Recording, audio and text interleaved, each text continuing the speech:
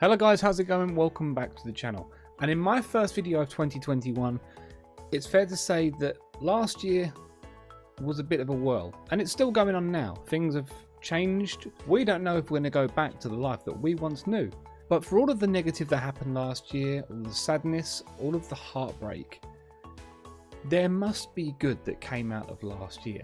So I thought we'll have a look and see if we can see some of the stuff that happened last year that wasn't quite so bad. Welcome to Watch Mojo, and today we're counting down our picks for the top 10 positive 2020 news stories that give us hope. For this list, we're looking at some of the most noteworthy, uplifting news stories from 2020 so far. These are crazy times we're living in, and the news is rarely a reason to smile. These are the exceptions. Note, however, that we'll only be including verified stories. So, sadly, the news about swans returning to Venice won't be included, as it has been debunked as inaccurate. Number 10. Quarantined dance-alongs and sing-alongs. Of all the countries that have been affected by 2020's pandemic, Italy is among those that's had it the worst. But the Italian people, famous for their sense of community and appreciation of the little things, have found a way of staying connected even when in self-isolation. Amazing. Multiple videos have surfaced of Italian residents. The thing is, when you look back at last year, so much bad stuff happened. But the bad stuff almost brought so much good out of everyone. You know, we've seen the negatives, but if you actually take for a second to think, neighbours that never knew each other really, you know, sitting out balcony singing songs together.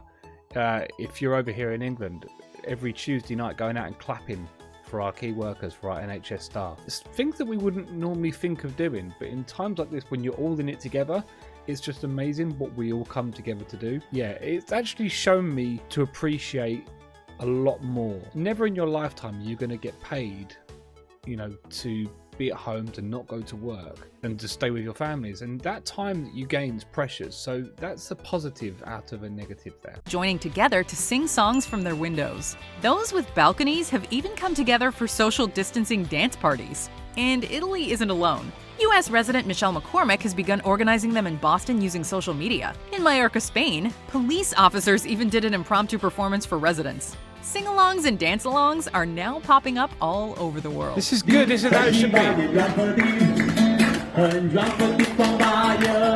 I wish I could understand what he was saying. Number 9. Love that knows no bounds. Imagine being married for 67 years but not being able to see your spouse to celebrate it together. That was the situation an aging resident of Vernon, Connecticut found himself in March of 2020. His wife lives in a nursing home, but because the elderly are considered particularly vulnerable to illness, no one is allowed in or out during the pandemic. It makes me feel bad because I wanted her down with me. This has proven especially hard on Bob, who usually visits his wife daily. Refusing to not honor their love, however, Bob made a sign for his wife on their anniversary that he held up outside her nursing home to remind her, and the entire world, just how much he cares. Could you read my sign? I've loved you 67 years and still do. Happy anniversary. His wife Nancy responded in kind by blowing him kisses. Love truly conquers all. I wouldn't want anybody else. I don't think she could put up with anybody else like me. Number 8. Little free libraries become little free pantries. Toilet paper, peanut butter, oatmeal, and so much more have now replaced the shelves of books that used to be in this little free library on Cherry Street. The little free library is a concept that's become popular in recent years, especially with social media helping to spread the idea to more neighborhoods. Essentially, it's a small to mid-sized box installed on a street corner and protected from the elements where people can contribute and borrow books. According to littlefreelibrary.org, there are over 100,000 of these around the world. Responding to the needs of their neighborhood during the pandemic, however, many people have started converting these pint-sized community libraries into community pantries. It's a movement that started... You know what? This is a great idea. I don't know why we don't have some. I mean, we have food banks and all of them kinds of things, but the stigma is with people almost feel ashamed to go and visit a food bank, which, you know, it's understandable. You know, you're going there because, you know, you're in need, and people don't like to want accept help. Something like this, unfortunately, you know, there's always going to be people that take advantage of these things, but something like this where you can go through your cupboard and go, oh, extra beans, I don't need them, stick them in the cupboard. Someone else might come along and be like, I just need something for my little one for dinner for tonight. Don't have much left. Oh, beans on toast. It's not a lot, but it's just little thoughtful things like that we need a bit more of this and a bit more positivity like this. And actually what I really rate with this is, you know, they're all over the neighborhood so people can sort of share amongst each other. It's a great idea. To take off. These little free libraries in Sauk Rapids have been transformed into mini food shelves. The goal is to provide those most in need with food by inviting people to leave what they can spare and take what they need. It sure is amazing how people can come together during times of isolation. The note on the door says, take what you need, save some for others, donate, help, and spread the love. Number 7. Talk shows Amazing. keep filming from home.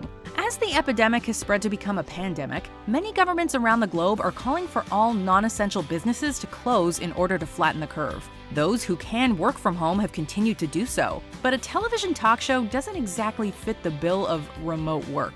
Hello everyone, and welcome to Late Night from my hallway. Committed to keeping people entertained. The only thing I'd say with this, right, and it's great that you're doing it to work from home, you know, help out, but find somewhere that's got some soundproofing. You know, that sound, I don't think I could watch it. That sound is awful. And while quarantined without putting staff at risk, talk show hosts have started hosting home editions of their programs, including Stephen Colbert, Seth Meyers, and Jimmy Kimmel. Hello again, Quarantini Boppers. It's me, Jimmy, with my nightly update on everything that's not going on. Jimmy Fallon, for his part, has been interviewing celebrities via video chat, highlighting charities in need, and just generally getting creative. Honestly, with in-person guests like his dog Gary and his kids in the background, this might be better than the real thing. Be safe, wash your hands, and don't touch your face. See you tomorrow. Whee! Number 6. One of the things that I love seeing as well is when you see people doing videos and conferences from home and things that have gone wrong. I think that's amazing. Maybe we'll do that in a video. Maybe we'll look at some, you know, Zoom fails from working at home fails. That could be the next idea. Celebrities opening their wallets. People across the world are really struggling right now. Rent, groceries, utility bills. Such basic necessities are becoming increasingly difficult to cover as the work dries up or disappears overnight. Thankfully, those in positions of financial privilege are digging deep into their pockets to help those less fortunate than them. Blake Lively and Ryan Reynolds donated $1 million to food banks. Kelly Ripa and Mark Consuelos did the same for ventilators and to support women's shelters. Rihanna, Kristen Bell, Lady Gaga, Arnold Schwarzenegger, and Brad Paisley are just a few other big names to open their hearts and wallets. Forget all that public gathering. Tell you what, we're looking at positivity in this video, but man, he's looking old. It's quite sad. Don't die. Restaurants and all these gymnasiums out the window. We stay home. With the NBA season suspended, various teams and players like Zion Williamson are covering the salaries of arena staff. Truly inspiring. Number 5. TP Deliveries. Why is toilet paper seemingly considered the single most valuable resource when crisis breaks out? We're not sure.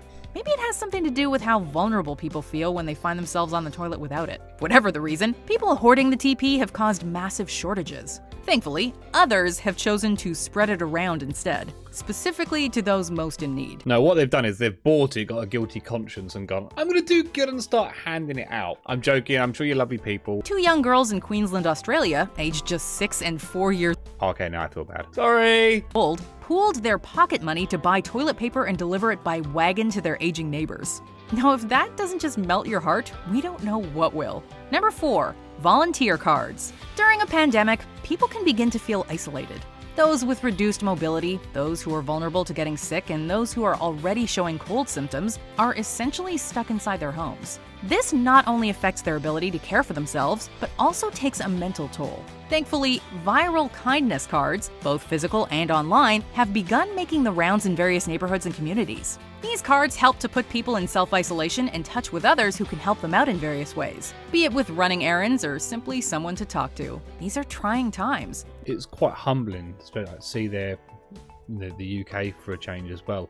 It's just to see how much your community really is willing to do for each other. You know, last year it was a year of people just being forced to stay in, remove yourself away from everybody, but at the same time, you still rely on people more than ever. If you're one of the vulnerable people, you're relying on people more than ever, even though you can't be around them. So it's just amazing to see how people have come together, even for people they don't know, to make sure that everyone's looked after and that everyone's safe and everyone's, you know, we all get through it together. It's just amazing. We live in a good country over here in England, but you know, the efforts, as we've seen before with the food things, have continued all around the world. We are amazing people. It's truly incredible how people are coming together. He went off shopping for me, got everything but 3 items, and he said, no, I'll continue looking for them.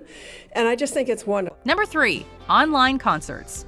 The music industry is being hit pretty hard by this health crisis. Given that the revenue from digital streaming is incredibly low, small and mid-range acts tend to make most of their profits from live concerts and physical merch sales. Pivoting in these trying times, musicians of all levels have begun offering live-streamed performances online. For local and smaller acts, you're often invited to make a donation to help them get through the crisis. Viewers get to experience live music and support struggling artists. It's a win-win. Dozens of big-name artists, who are more financially stable, like Chris Martin of Coldplay, Miley Cyrus, and John Legend, are similarly offering free performances, often in support of various charities. Don't delay, send yours in right away. I got to watch the Post Malone doing one in quarantine. He did Post Malone doing Nirvana, which was amazing. But it's quite good seeing people in their home locations singing their songs with none of the effects of the studio, the lighting, the full sound effects that you normally get. But at the same time, if it's one thing that I've hated about last year, is not being able to do a festival or a concert and go and watch music live and experience it live, because it really is the best way to experience it. And hopefully the positives of 2021 and the vaccines, etc., we might be able to go back to doing that. If that's one bit of normal we want back, is to be able to watch live music. 2. Mass applause for healthcare workers. This pandemic is affecting people around the world, but few are being pushed to the limits, quite like professionals working in the healthcare industry. One of the most amazing things was standing outside in the old place, which was a flat, stand outside on the balcony, 2nd floor, and you could just hear the whole around you just light up with applause. That might be a word. Just, you could hear people clapping, okay? You could hear the whole neighborhood just clapping around you, and it was one of the most amazing experiences. And it would become a ritual every Tuesday, 8 o'clock, 7, I think it was 7 o'clock or 8 o'clock, you'd go outside and you'd clap, and it really just was, it was a good experience, and that has now stopped. Although it has actually starting to come back into some clap for carers or some along those lines. There should always be time to appreciate the healthcare workers and the people around us that do the things that they do. Even if you're not clapping, you should be thinking about that and just taking a moment just to appreciate that at some point in the day. People are being cautioned to stay at home, practice social distancing, and self-isolate in the case of mild illness. Doctors, nurses, and support staff are working overtime to care for those who've been hospitalized. Oh, they did? Not only is this exhausting, but they're also putting themselves at serious risk of illness. As a society on lockdown, there are few ways for us to express our gratitude to these brave individuals. But people certainly are. Mass rounds of applause from home have been coordinated online in various cities as a show of thanks. In some places, nightly. It's a small gesture, but one that still means a lot. I know it's been a tough year so far, but a lot of these stories give me hope for humanity. And that's the truth. Number 1 is basically just adorable, so let's take a look at some honorable mentions and then we'll see what it is.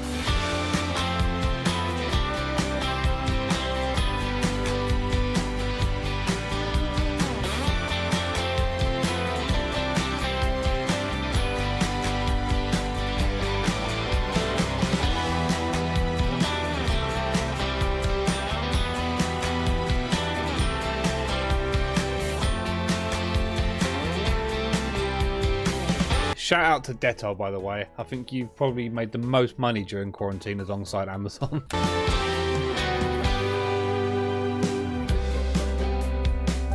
Come out later on during the day, like yesterday, it was just chaotic, and this morning was well managed. Full marks to Woolworths. This Monday, March 16th at 7:30 p.m., we'll be offering the beginning of a nightly showing of an HD encore performance from the past. Number 1, penguins take a walking tour of a closed zoo. Like many cultural attractions in public spaces, Chicago's Shedd Aquarium is closed due to health concerns about crowds. In a nice change, however, some of the residents are getting a chance to check out the other exhibits. That's Employees amazing. decided to embrace the silver lining of there being no guests in the building by taking the penguins on a field trip. The various penguins each seemed to be drawn to different areas. Monty observed the dolphins, while Wellington, perhaps unsurprisingly, seemed particularly interested in the fish in the Amazon Rising exhibit. Two other penguins, Edward and Anne, reportedly went for a stroll around the rotunda. Talk about an adorable distraction that can be enjoyed by animals, employees, and viewers at home. I love that. That's so cool. I don't know why we don't do that more. Just let them run around their own zoo, see their home. It's fair to say that last year was the most unforgettable year that you'd want to forget. But at the same time, it is worth taking some of the positives out last year and thinking back to the extra time you had at home with your families, if you was able to do that, and just embrace the changes that are happening and have happened. We don't know whether life will ever go back to normal again, but in times like this, we've been able to see what we as human beings and as communities are capable of, and I don't see a reason as to why that should ever stop. If nothing else comes out of this, take the time to look back over the year and just do that little bit more, whether it's COVID or not. You know, we can always do a little bit more to help out our societies and just focus on the positives as we come into this year, where things are still going on. Things aren't overly getting better, but there is a light at the end of the tunnel. So let's just stick together for a little bit longer. Thank you very much for watching, guys. If you have liked this video, please subscribe down below. Leave a comment if there's anything else you'd like me to do. And feel free to hit that notification bell as well so you get notified when I next upload. I hope you're all staying safe. I hope you're all staying well. Try and get into some more upbeat comedy soon. And until that time, please take care of yourselves. Stay indoors, save lives, go out and clap for your local healthcare workers. And I will see you in the next video.